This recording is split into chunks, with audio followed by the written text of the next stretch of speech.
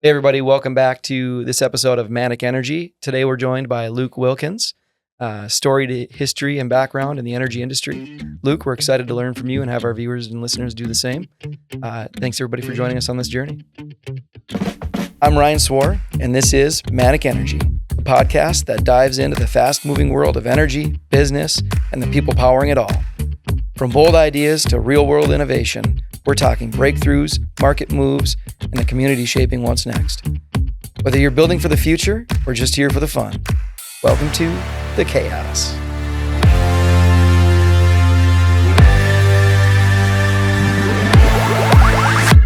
So Luke, appreciate you being here tonight. So maybe give us a little bit and our viewers a little bit about your background. Where do you come from? What makes you you? Sure. Hey, buddy, Luke Wilkens. I'm the business development manager for the engineering group for Lake Superior Consulting. I'm based in the Houston office. Hence the fact I've got a sweater on currently because I'm used to it being -8 every time I'm in Duluth. You've got a It's sweater. actually quite beautiful here today. You've got a sweater. I'm sweating. Yeah, exactly. It was the high was -8 last time I was here. So Beautiful. yeah, gorgeous. So a little bit about my background. I've been with the company going on 4 years, actually celebrating my 4-year anniversary next week. It's pretty exciting. Congratulations. Thank you. Thank you. And so my background, I've been in the business since 99. Started, unfortunately, the same week that oil hit $12 a barrel. So I got hired out of school, studied business in school, got hired. My goal was always to go into oil and gas. That's where my family's background has been. Got hired by a company called Oceaneering International. They're a big intervention engineering firm. They do a lot of work in the Gulf of Mexico or Gulf of America, I should say. And I got hired to be an ROV pilot. I was going to start off with them flying remote operated vehicles in the Gulf. Actually got hired, and then about 3 weeks later, when oil hit $12 a barrel, I got let go. So my foray into oil and gas didn't last too long. Had some family friends, was able to get another job in the construction industry, and actually did that for about 3 years. And that's where I learned business development. Got a job, some friend of a friend got me a job doing business development. Had a knack for it, always had a knack talking to people and being cordial. But I always wanted to get into oil and gas. That was always my goal. It was where my passion was. And then mid-2000s, 2004, I went to work for Schlumberger as a field engineer in their wireline group and started working in the field, worked specialized projects for them, got to travel the world doing that. It was a lot of work away from home, quite a bit, but very rewarding. I always knew I wanted to do business development for them, but I always knew I needed to figure out what I was doing. I figured if you don't actually spend time in the field, you don't have much credibility within an industry. So went and worked in the field for a few years, came back, got situated doing business development in it was called borehole seismic. So several specialized techniques that we would do via wireline, which is what I did out in the field. So I had some semblance of intelligence when I was talking to a room full of geophysicists and people with PhDs in geoscience. And around 2009 was recruited to go work for a consulting firm. And I had no idea what consulting was, what that actually meant. And went ahead and took the leap and went and worked with a few ex-colleagues of mine doing that. The company was called Knowledge Reservoir. We did reservoir engineering, more upstream. So to clarify, LSC is considered more of a midstream company. So this was all upstream. So everything below ground, from the wellhead down pretty much. So reservoir, a lot of production engineering, geology, geophysics, reservoir modeling. a lot of stuff I really didn't know that much about. Mm-hmm. But fortunately for me, being in business development, you don't always need to be the expert. You've got other experts. And much like LSC, we've got a lot of different experts that we can pull on. It's a very team-oriented company, which is one of the things I love about it. But it really excelled at it. It was at an exciting time. Upstream oil and gas was really booming. That's when the shale industry was starting to explode. A lot of new companies were spending a lot of money buying acreage and doing a lot of exploration. And there was a lot of money being spent. So it was a really good time to be in consulting. And did that for a number of years.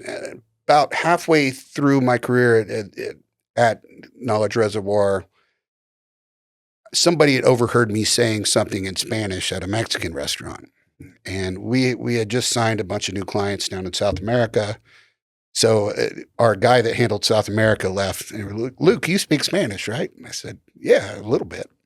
So they handed me South America. So I handled South America for about 3 years, which was a pretty cool part of my life. Got to go travel and handle that. And at some point, they learned my Spanish wasn't that great and brought in some people to help me. And anyways, it was in the consulting side for a couple different companies until about 2019. And then I went off and tried to start my own company in 2019, which for those of you with hindsight know it was awful timing to start a company. Some kind of pandemic. Yeah, it was a pandemic, I think. So 2020, it was just a little too hard to have my own firm and keep things afloat. So 2021, my wife said, you know, it's time for you to go get a real job, one that actually pays.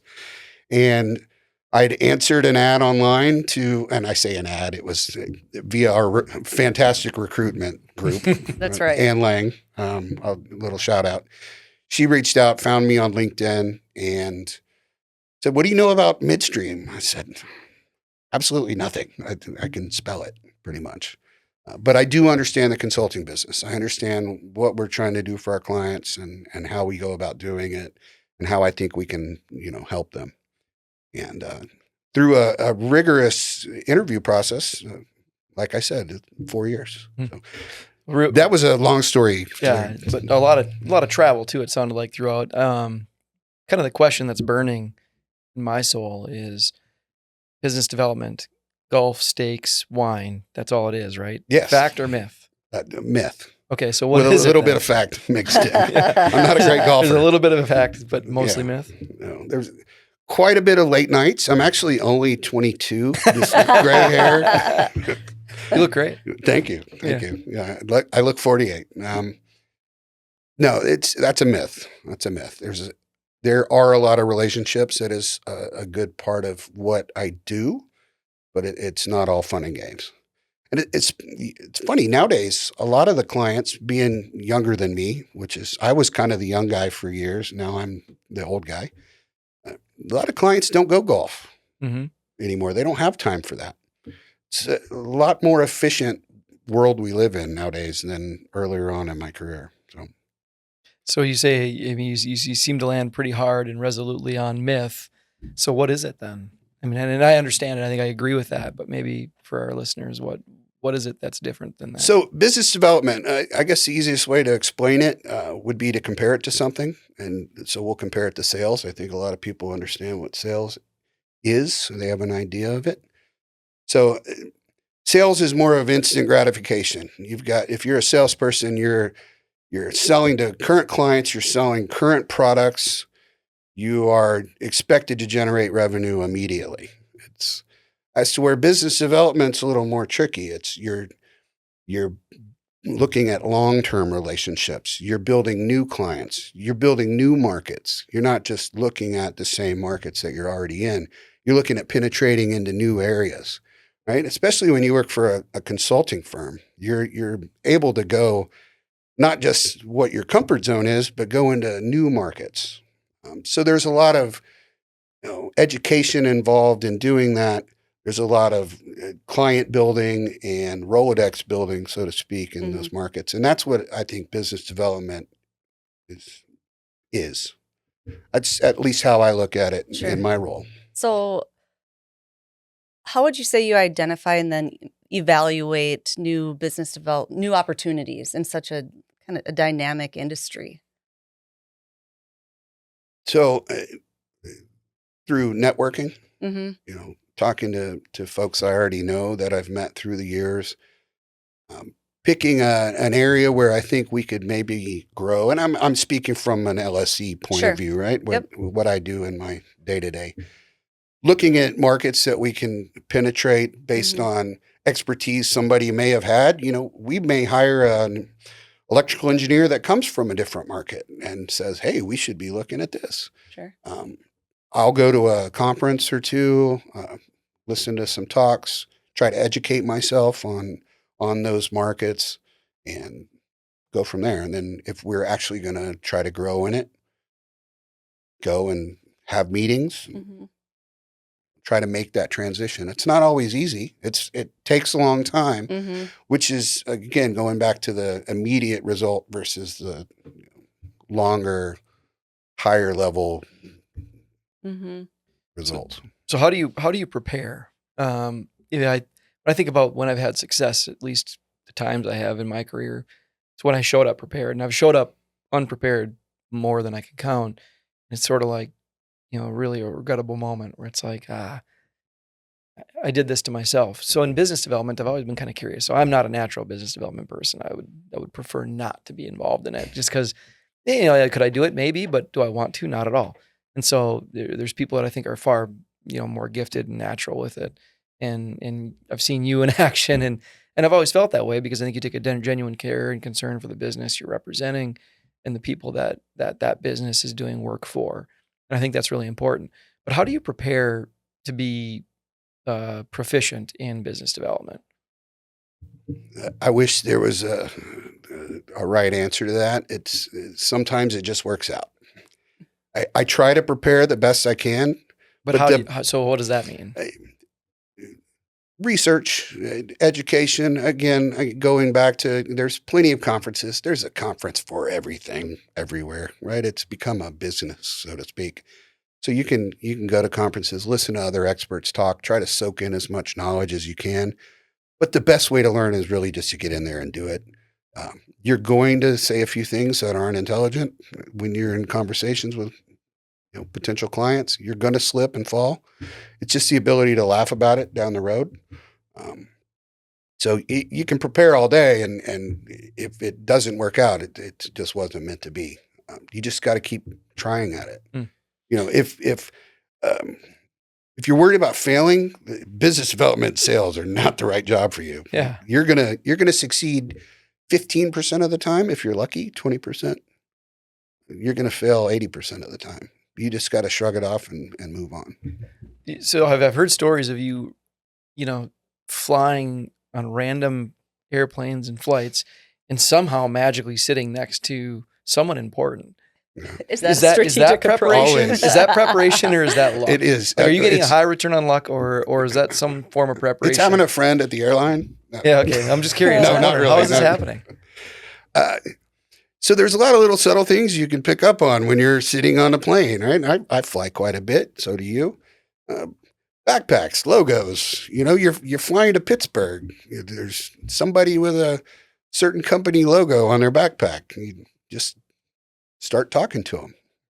People are open to be spoken to on a plane, and they're a captive audience. Where are they going to go? It's funny. Regrettably, I see the logo and I'm like, oh, I should talk to that person. Yeah. Like, So someday. I have They don't no want to hear from problem me. doing They're on that. a plane right now. I have no problem doing that. See, you've got that magic where you say, all right, I'm going to go talk I to just them. talk to them. And for frequent travelers, the first 7 or so rows is reserved for the frequent flyers, right? Mhm. So a better chance of running into somebody. I walk by them every time. And say nothing. That I don't believe. I'm sure you're right there in the front as well. No. Not the first 7 rows. I mean the first 7 rows after business class. Oh yeah, that's the one you want to be, right? Yes, that's the economy plus. Economy, comfort That's plus, the economy business plus. travelers. Yeah, no, I get those ones sometimes. So, but it's about opening up and having the conversation, because that's the hardest part, right? Just It's Well, I and want to not put my being headphones afraid on. to- I want to pop up my Yeah. laptop. I want to send some emails. I want to get something done. not being afraid to fail. Just open up conversation.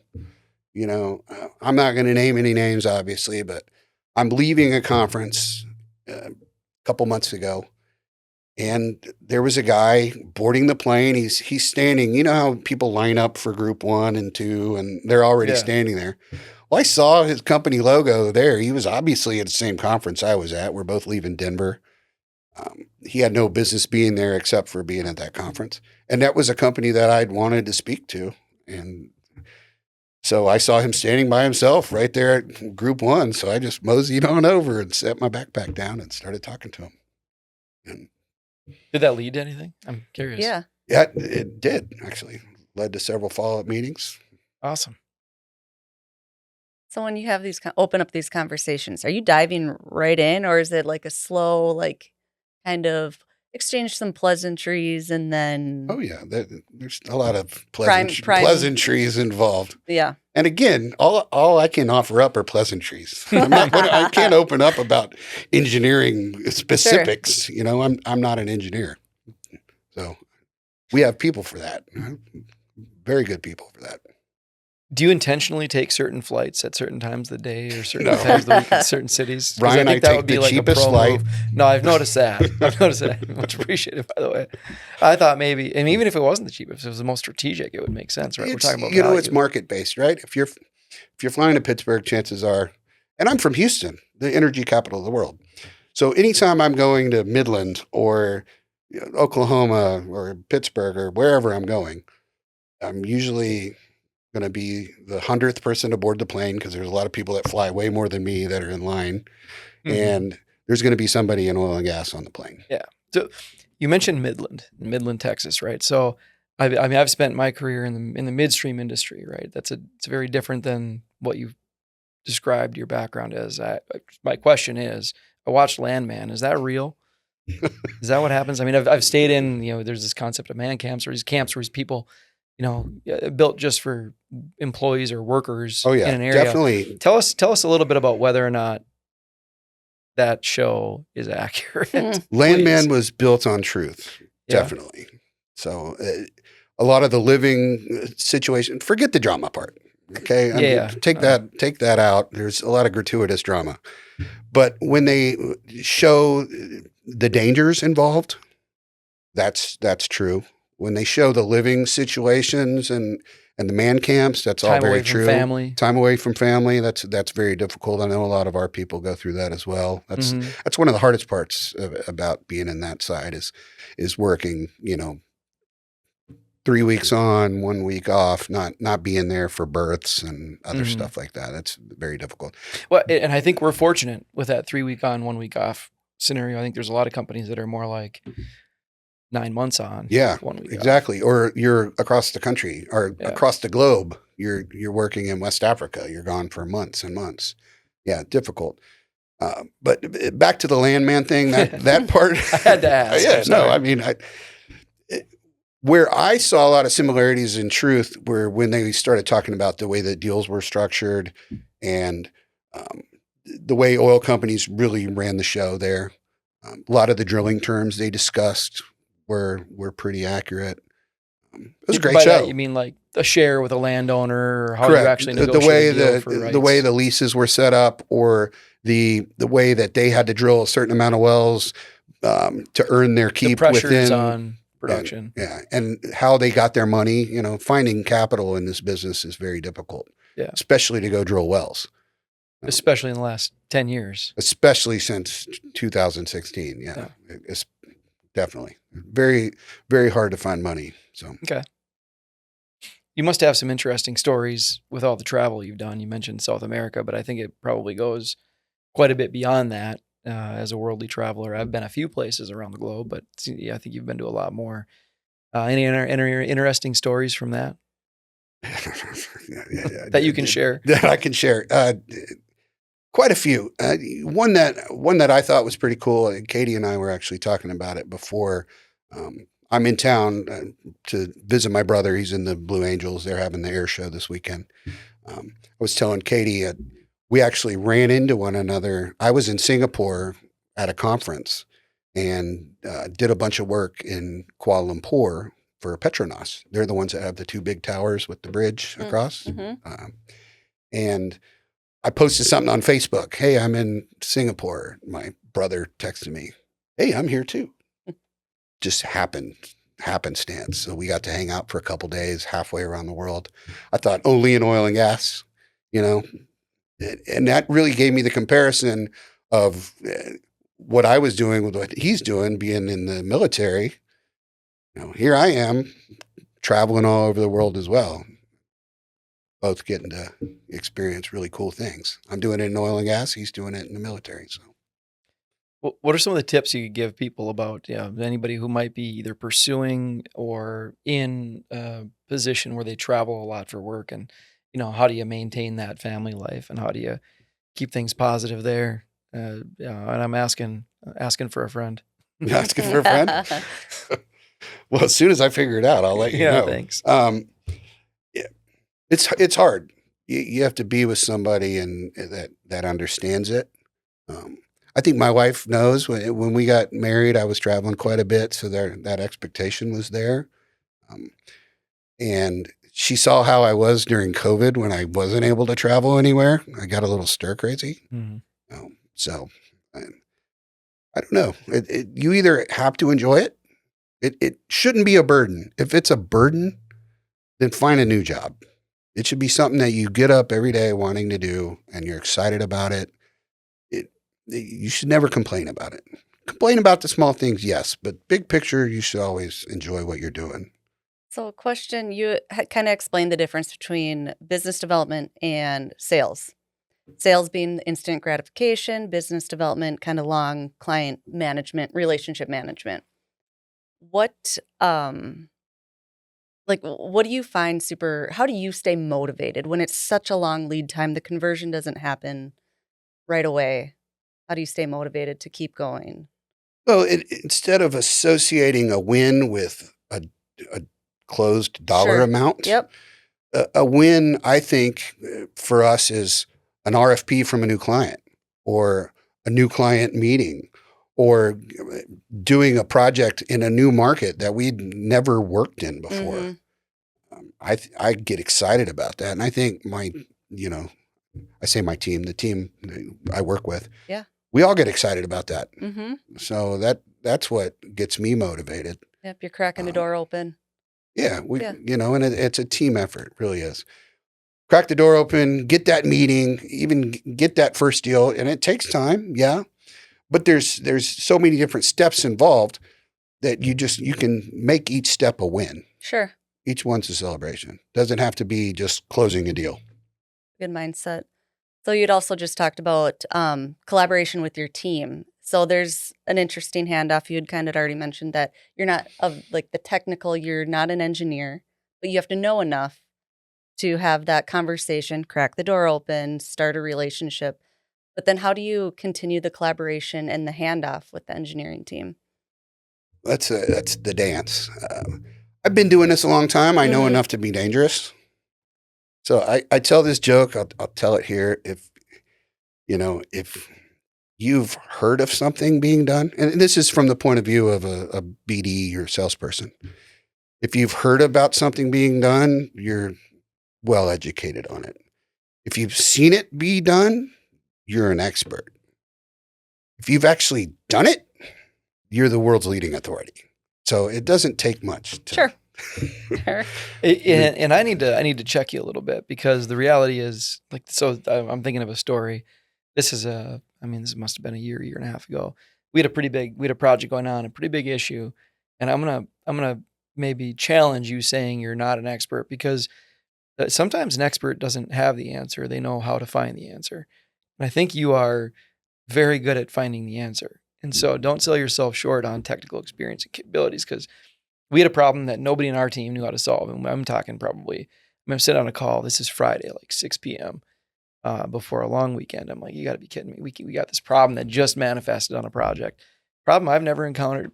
Nobody on the team had encountered. We probably had 200 years of experience collectively on the call. Not a single person knew the right answer. I was guessing at the right answer, and I was wrong. Based on just, what seemed like the best approach. And it's like, who do we know that might have experience in this area? I don't remember who it was. It wasn't me. He said, no, didn't Luke have a background here? We called Luke. And I'll say that by 8:00 at night, we talked to 2 professionals. And when I say, what did you say? World leading authority. They sure felt like the world leading authority in this subject because, and I won't get into the customer or the problem or the solution, but what I will say is that on 2 hours of notice, we got connected to some very intelligent people. Evident when I was on the phone with the first one, I was like, wow, this person knows their stuff. And he gave really good advice. I was like, that was phenomenal. And then 10 minutes later, we got on a call with another guy. I was like, holy cow, that last guy didn't even know what he was talking about. This guy's even better. And they gave us some sound advice that we followed. And guess what? We made it through the problem. So, I mean, I was really appreciative of that. And it's like, you might say I'm just in business development. I don't have a technical background, but sometimes it's not what you know, it's who you know. And it's all about I who really you know. appreciated getting, navigating that issue and that problem. And I think it's really important. It's a lesson about leveraging your network and talking to people who have been around and might have the answer for you through someone else. Yeah, no, I remember that issue. And that was all a matter of me getting on the phone and calling people that I knew. Did you know those guys that we talked to? Yeah. Okay. I didn't know if you knew them or you knew somebody. I knew one of them, and the other was directed to me through somebody else I knew, but it was just a matter of hitting my network. I mean, that's all consulting really is. These guys didn't right? charge us anything. Like when they could have. It was asked, hey, do we owe you anything for this? It's like they gave us 20 minutes on a Friday night at 8:30 at night, 8:30 at night. And, right. And they know I own one. They don't know any of us. What's that? They know I own one. Yeah, so you own one. Yeah. Yeah. Well, that's awesome. Yeah.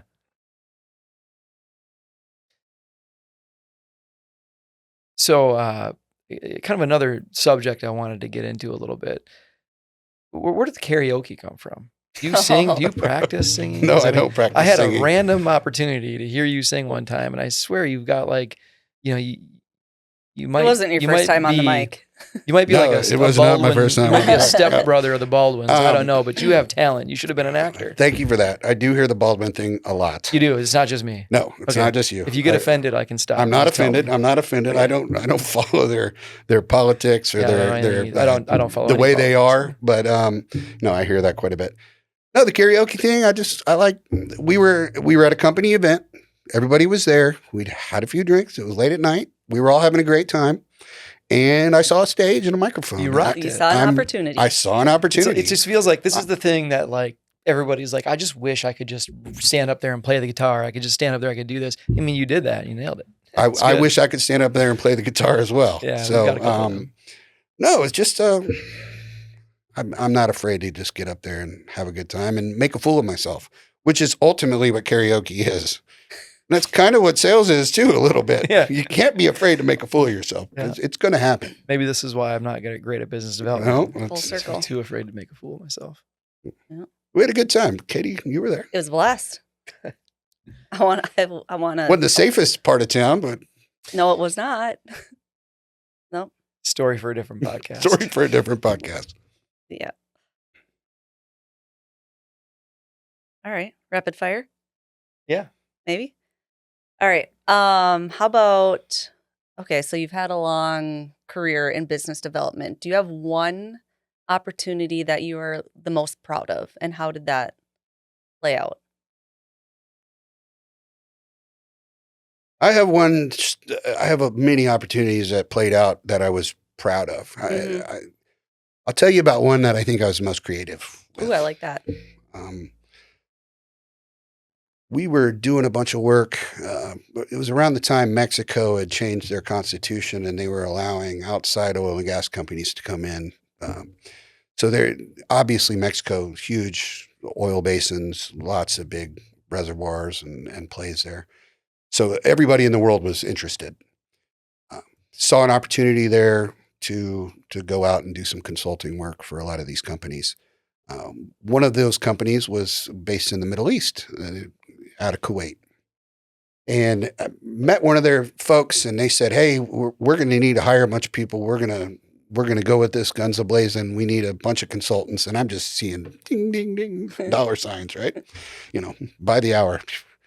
And yet I had no experience with that company. I had no relations with that company. And they just wanted me to send them a proposal and not meet them face to face, just let my numbers speak for themselves. Well, that's not how I work.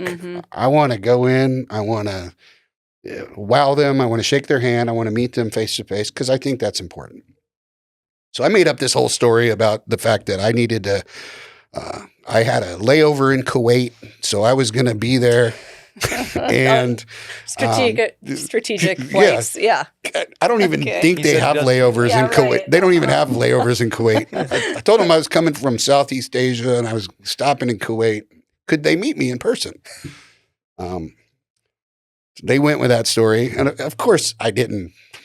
I just bought a ticket to Kuwait and went there. That was an interesting trip. We did end up getting some work. So that was nice. But Do you get to expense that flight? of course. Well, Of course. I mean, this was multi-million-dollar deal, kind of a few $1,000s in travel. But again, my time, I don't factor in my time when you're traveling, you don't always factor in how much time you're spent away from home. I know you can only charge a company X amount of dollars, but when you're away from home, so that factors in quite a bit. But I thought it was pretty cool. it is cool. Yeah. I like that. Yeah. I had a driver come pick me up. My wife actually knew somebody, connected us. He came pick me up at my hotel because I had to stay there for 3 days I traveled for 4 days for a 1-hour meeting. And he picked me up and he's driving me and he goes, haha, you ever been to Iraq? And I was like, no, never. He's like, well, you have now. We're just driving down. It looked no different. Felt no different, but pretty cool. Very interesting. I don't know how that related to your question. I'm sorry. That's perfect. Creative. Yeah. One thing I'm sitting here thinking, tell us a little bit about, if you're willing to, the oil and gas 30 under 40, what that means and what that process looked like. I want to completely shift gears here. Yeah, thanks. No, that was something I was nominated for back when I was 39, fortunately, because I only had one more year of eligibility. Thought you were only 22. Yeah. No, going on 48, actually, this month, June. So there's a publication that recognizes people in the industry, and I was lucky enough to be recognized in 2016. A lot of that was due to the work that I was doing at the time. I had to shift in 2015 from working with mainly straight oil and gas clients because that's who we did all the work for. But when oil dove and we had the big downturn in late 2014, I had to find work elsewhere. I had a bunch of engineers and geoscientists that worked for us, and we weren't getting hired by the Chevrons and Exxons of the world to do the kind of work that we'd done in the past. So me and my business partner at the time, the CEO that I worked for, him and I worked very closely together. We started going to New York and knocking on doors there. We figured there's lawyers and bankers that are looking at this business. Maybe we can help them out. So we did that for a couple of years and we're able to keep a roof over our heads for a few years, which, sometimes you have to do that in our business. Yeah, it's real bummer, the feast or famine. I don't think many people know that, where I kind of look at, I won't say the industry, but different industries just kind of seem to be steady, right? Where you're always going to have work, you're always going to have a job if you want one. In ours, it just really feels feast or famine. What effects have you seen that have on the employees? Because I think a lot of people think of the oil exec or the executives in Landman, as I mentioned that, right? Like anybody who hasn't watched the show, basically it's the person sitting in the room with a million problems, but a pool and, a rich person basically. Nice and cowboy house hat. and nice veil. cowboy hats Yeah. and some beautiful boots. Yeah. But like the reality is it's hard work and there's again, I said feast or famine. What effects have you seen that have on people? Yeah. Upstream oil and gas, especially, it's a feast or famine. I mean, it's there used to be bumper stickers. I grew up in Houston, so kind of oil town back when it was quite a bit smaller when I was younger. But there were bumper stickers saying, dear God, just one more oil boom, please. And I swear I won't mess it up this time. Mm-hmm. I'm not using the proper terminology. It's kind of like Sure. that. But it was Yeah. it's sentiment, right? So it's always been that way in oil and gas. And then I've also seen bumper stickers. Hey, will the last person in Michigan turn off the lights? Mhm. You know, because we have so many people come down to Texas to do work from northern states. Like Detroit when things went south there. So yeah, there's been a lot of that. I will say my brief 4 years experience in the midstream world, quite a bit more stability. The projects tend to be a lot longer lead times, and I've really enjoyed it. I'm not checking the price of oil and natural gas on a daily basis, hourly Sure. basis, like I Wondering used if to. your livelihood's at risk. Exactly. So what I can say for our employees, it's a lot nicer than it is on the upstream side if you're thinking about going there. If stability is an issue, this is definitely the right place and the right company. I think the stability's been really nice for me. Appreciate hearing that. Cool. So Glad.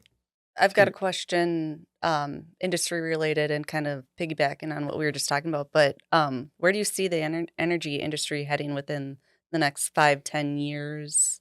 There's so many experts that could give you numbers on that. I don't see it going anywhere. A lot of our clients are looking at alternatives. They're looking at Like renewable energy. energy, green energy. There's going to be a huge uptick in power generation requirements. We're starting to see that.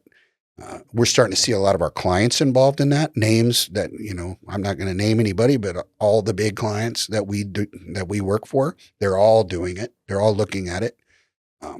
There's going to be a lot more infrastructure required. It's all aging infrastructure. I mean, we're driving around on stuff that was built back in the 40s, 50s. Well, so maybe just to make it relatable, do you think that let's just assume that the average listener here has no idea about our industry? Do you think they have perspective on the infrastructure? You mentioned the age of the infrastructure, like what that really means and the impact it could have on everyday life. I think they would if they relate it to, like, say, a bridge or a road that they drive on, right? That's goes along the same lines. But they know that's there, though, right? They know it's there, but they know it's bumpy at times. So it's same with the energy infrastructure as well. There's bumps in the road with that as well. But do you think that most people understand what the energy infrastructure they rely on is? I unfortunately no. Yeah, that's what I'm getting at. No. So it's aging. We've got a lot of there's a lot of work to be done, and a lot of the work that we do to do that, I think, goes unrecognized by a lot of people. Anytime I see somebody picketing, we don't want this pipeline here. It's dangerous. Well, it's actually it's replacing a pipeline that is not dangerous, but has way more potential for failure than the pipeline we're replacing it with. Other issues, I understand the drilling side of things. People don't want drilling and fracking on their property. That's always going to be an issue. But from the infrastructure side, I don't think people should have as big a problem with that as they let it to be. Mm-hmm. We're the unsung heroes, Ryan. Yeah, no, I know. And hopefully this podcast, starts to inform people on a lot of that, because there are that's experts. the idea, right? Like, so, I mean, I work with amazing people. I have the luxury and the opportunity to work with amazing people every day. And that ranges from customers to vendors to our employees to competitors, like amazing people that have spent their careers and a lot of, personal time really trying to advance their own knowledge and trying to maintain the safety of this infrastructure. And, I talk to like my mom still doesn't know what I do. Right. It's like, what do you, they don't really know because it doesn't make sense. You work at a bank, it's evident. I work at the supermarket, it's evident. There's a good, there's a product.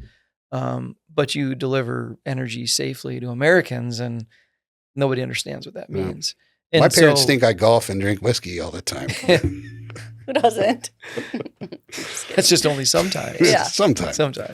Well, Luke, we really appreciate having you on here. Thank you so much for sharing, the years experience and your experience in the industry. I really appreciate it, and I hope our listeners do as well. Yeah, thank you. Thanks, Luke. Enjoyed it. That's a wrap on this episode of Manic Energy, where the only constant is change. If you're fired up, do us a solid. Follow the show, leave a quick review, or send it to a friend. Got questions, ideas, or a topic you want us to dig into? Drop us a line at the link in the show description. Thanks for riding the current with us. Until next time, stay charged.